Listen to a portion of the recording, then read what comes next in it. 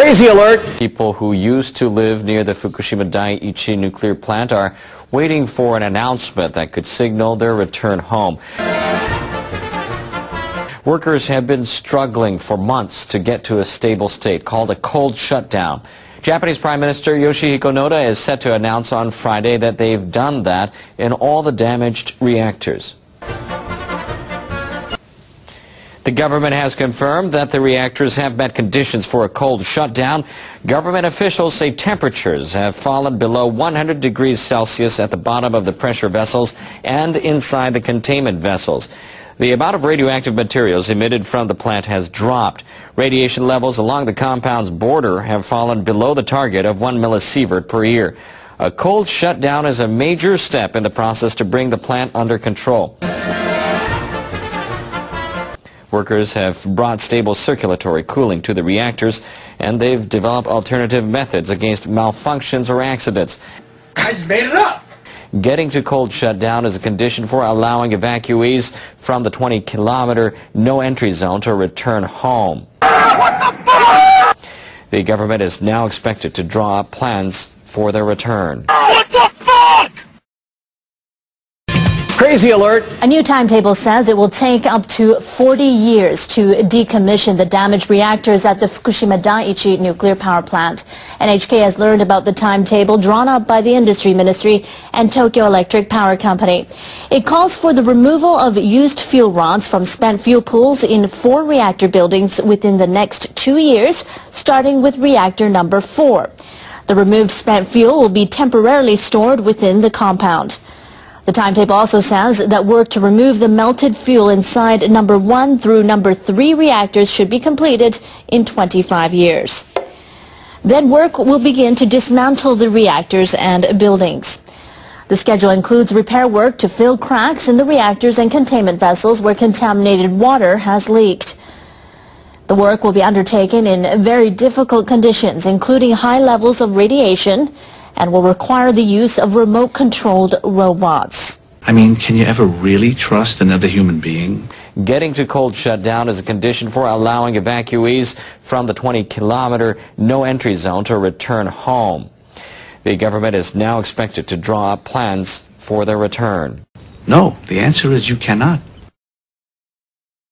Leaders of French nuclear energy giant Areva say they will cut up to 1,500 jobs over the next 5 years, and they'll suspend several projects.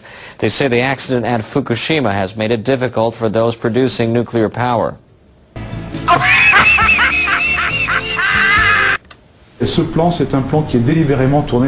plan is for the future and for making use of the lessons of Fukushima.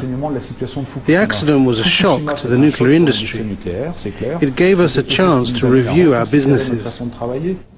When the mainstream press and the government says nobody could have predicted this, they're lying through their fucking teeth.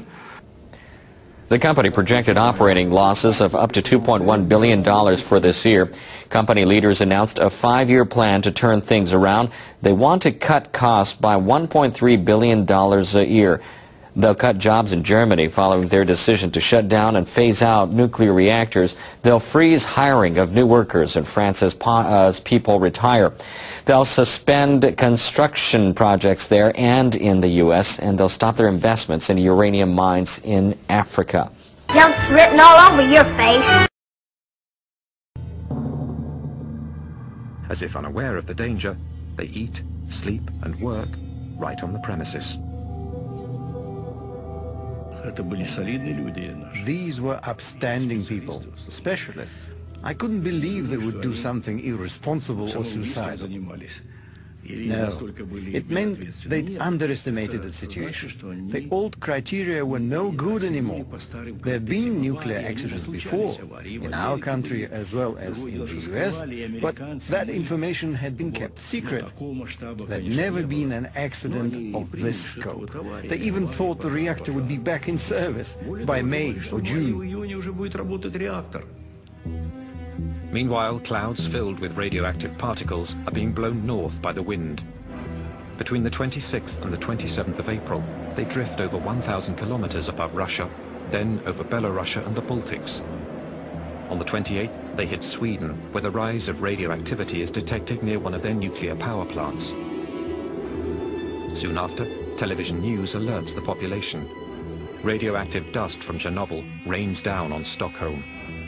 The authorities send a squadron of fighter planes to take readings in the clouds. The level of radioactivity suggests there's been a major accident somewhere. 60 hours after the disaster, still no official word has been reported outside of the Soviet Union.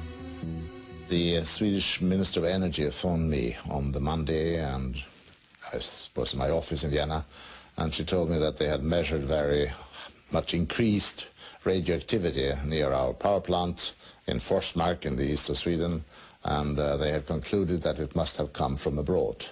Did we know anything about it, was her question. And we said that no, we did not, but we are ready to contact others, and we contact the Poles. They didn't have any nuclear power plant, but if there was anything else that could have happened there, we contacted the Russians, of course. What has happened? An explosion? A radioactive cloud? Serious contamination? It was Sweden that alerted us. 3 days after the accident, while Gorbachev is still trying to gather data, American and European spy satellites turn to the Soviet Union and discover the ruins of the Ukrainian plant. The smoke, wafting from the gaping hole, shows up clearly in thermal vision.